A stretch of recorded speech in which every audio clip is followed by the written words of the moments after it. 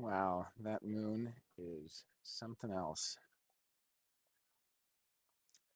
All right, so Jonah Dempsey here. I am in front of Ibiza Castle, and I wanted to pick up where we left off and talk a little bit about the groupings of the lines 1, 3, and 5 versus 2, 4, and 6.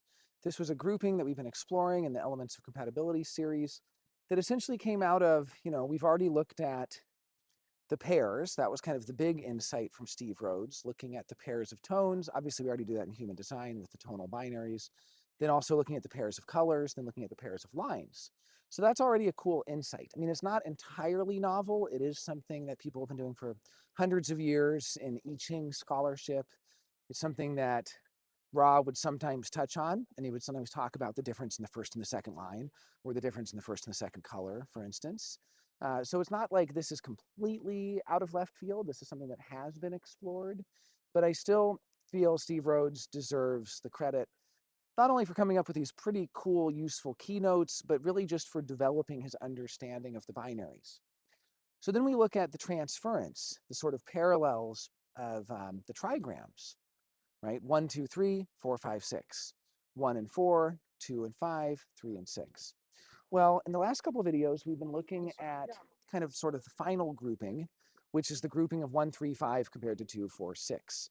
At the color level, we saw that 1, 3, and 5 are all active, 2, 4, and 6 are passive. At the tonal level, we saw it's not really that simple because tones 1, 2, and 3 are active and 4, 5, and 6 are passive. Nevertheless, there is some way in which there's some commonality or similarity there. So it's not completely amiss to try to look in this way.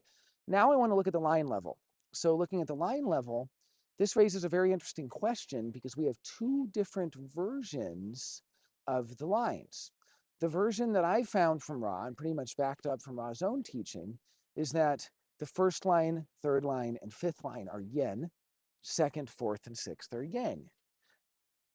However, in the traditional I Ching and traditional I Ching scholarship, it's exactly switched.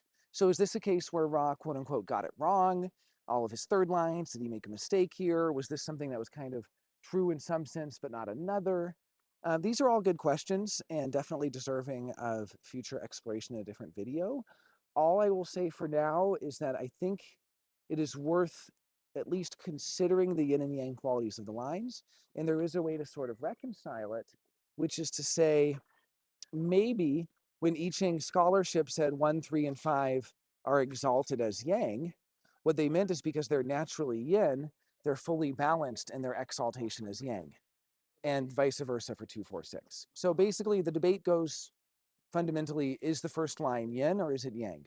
I see it as yin. I see it as yin because I see it as a receptive line, receptive to learning, investigation as being receptive, and so on. So I see it as fundamentally the fixed yin. I see the second line as fundamentally the cardinal yang. I see the third line as fundamentally mutable yin. The fourth line is fundamentally fixed yang.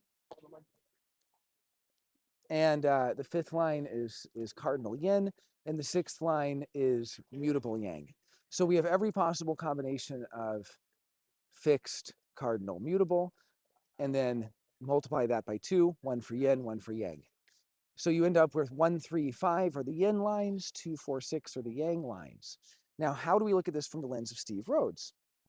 Well, he tells us lines 1 and 2 are reactive. What this basically says is we have the yin reactive and the yang reactive. That the first line is the most yin reactive.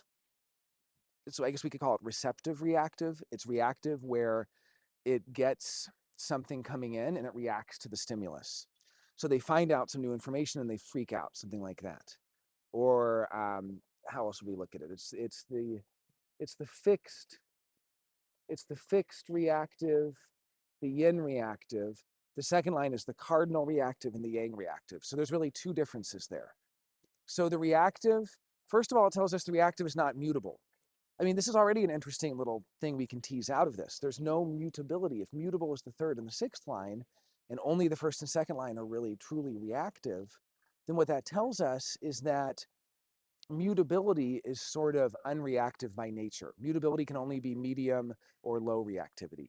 Mutability can be opportunistic with the third line, or it can be initiatory with the sixth line, right?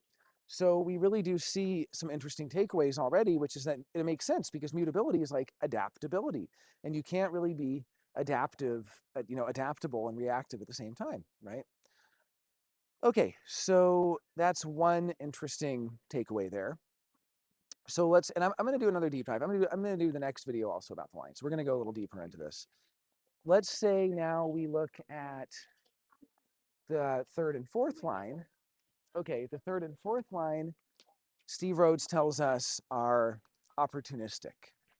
Well, the third line is mutable yin opportunistic. The fourth line is fixed yang opportunistic. So once again, we have the yin yang binary, but this time we have mutable and fixed. It's basically saying that the cardinal is never opportunistic. Cardinality can't be opportunistic because cardinality as a quality, and this is a term I'm using, kind of borrowed from astrology, like the cardinal signs, Aries, Cancer, Libra, and Capricorn. But I just mean, directed, directional, focused on a particular, not really focused, but oriented in a particular direction. And that orientation means that you can't really be opportunistic, because to be opportunistic, you can't really have that orientation in a direction. You have to pretty much be able to either be yin receptive to the opportunity that comes along, the reactive opportunist, or yang directed in the opportunity that comes along, sort of externalizing in every opportunity you get. Like I met a guy just a minute ago at that club over there. I think he's very much obviously a fourth line, because he's probably a 4-6, because he just said when I met him, "Oh man, I know all the best clubs in Ibiza. You got to come to this club on Saturday. You got to be there, man. It'll be so good. It'll be great. Can I get you a drink? Here's a drink." And I got a drink, and he goes, "Oh man, it's gonna be the best club in the world. You got to come." It's like a broken record. He's like, "Oh, it's gonna be cool, man. We're gonna have like fire dancers and DJs. We got all the best thing. We got the best this, the best that." That was like fourth line because it's the yang opportunistic.